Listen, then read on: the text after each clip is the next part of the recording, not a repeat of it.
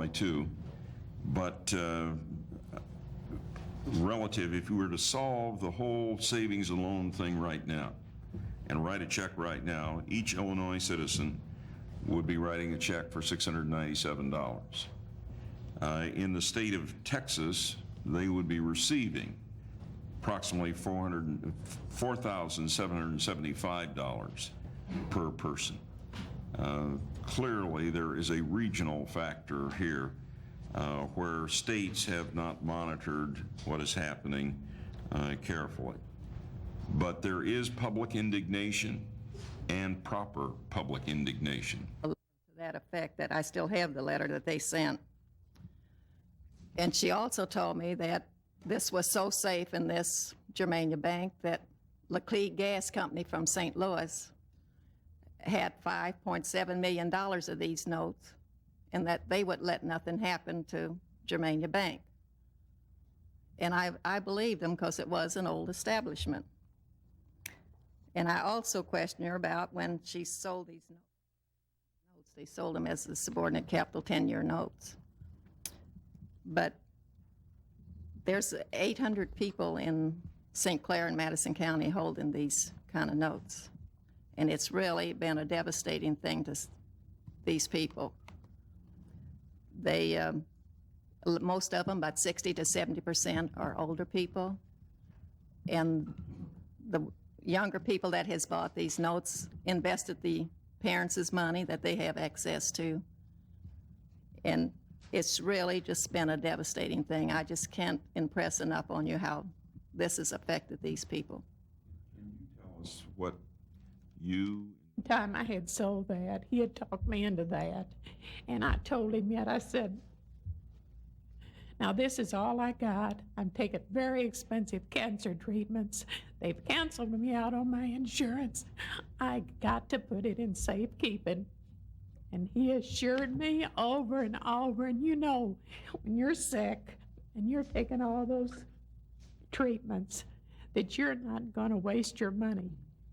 And I had a restaurant. I worked very hard. It brought it up to $2,100.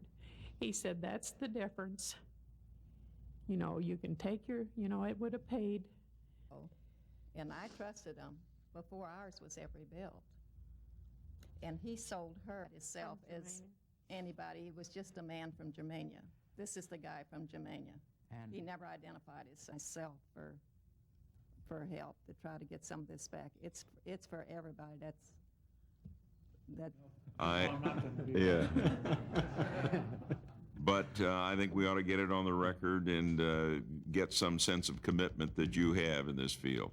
The answer is yes, Senator. And I wanted to just thank you and Senator Metzenbaum for your support last week on my confirmation. As you know, during the process, you asked me these questions, and we're very concerned about our commitment. As Ira has said today, and as we have discussed at great length, we are totally committed to work with you and work with the administration and the Attorney General to make this a top priority in this district. Thank you. And we thank you. Significantly, almost half of the 55 defendants convicted through task force efforts were senior executives. What I'm concerned about is whether or not the Department of Justice is permitting the U.S. attorneys who are prosecuting these cases to enter into plea bargains, whatever the terms, to preclude the individual from going to prison. There's just no secret about it. That white-collar criminal is willing to pay any amount of money to stay away from going behind the bars.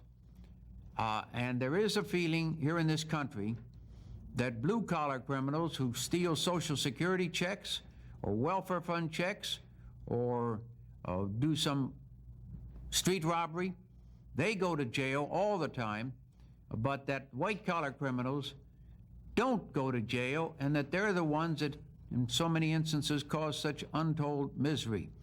And frankly, I think I represent the view of a number of us in Congress who are disturbed that there are too many instances of people being permitted to do community work.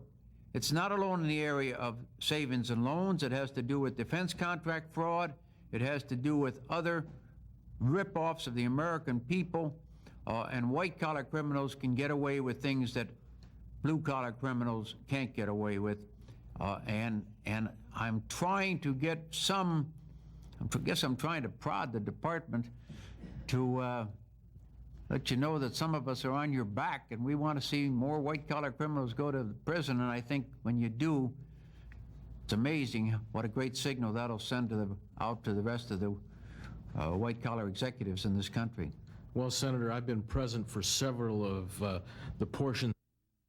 When I pick up a newspaper and read where a fellow named Bill Walters, who is a partner in the Silverado Savings and Loan, tells Congress he's broke, and he still lives in a $1.9 million home, and his wife has just purchased some oceanfront property, you know, something doesn't ring true. And we think we ought to be getting more return. The Dallas Task Force, actual payments and restitution orders so far this year, I understand, is a grand total of $50. It's kind of hard to squeeze blood out of a rock. It's kind of hard to squeeze blood out of a rock. But we see the kinds of things where people are still living so lavishly and comfortably, and yet we're not getting money back from people who are involved in all of this. And then to have Mrs. Dixon here, and you are here to hear the testimony.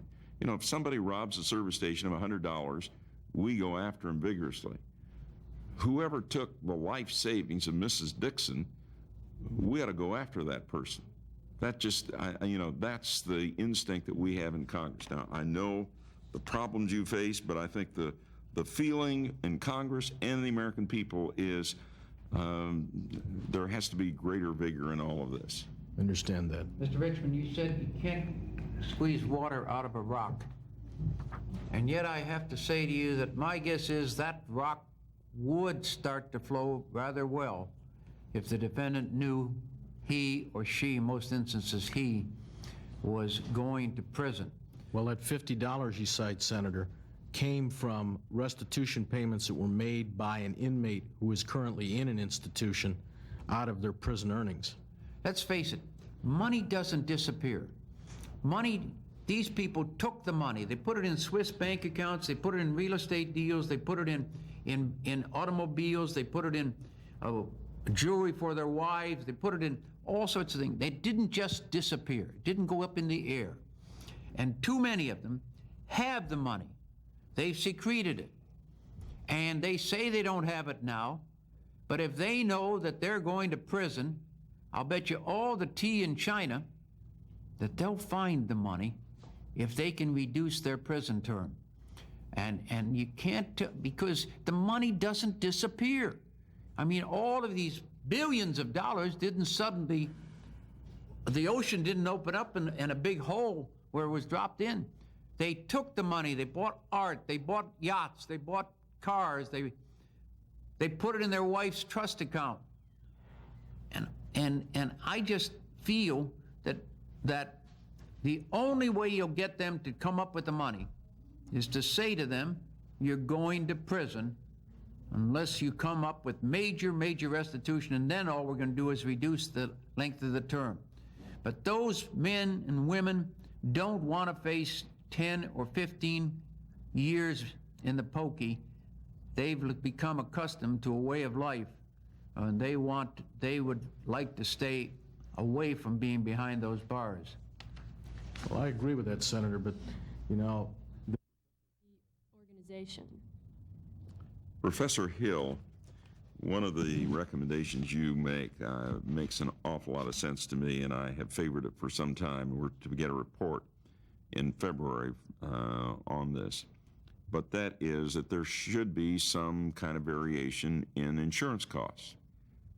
Every other form of insurance has variation. You buy, if I buy life insurance, I'm 61 years old, I pay more than someone who's 31 because of the risk.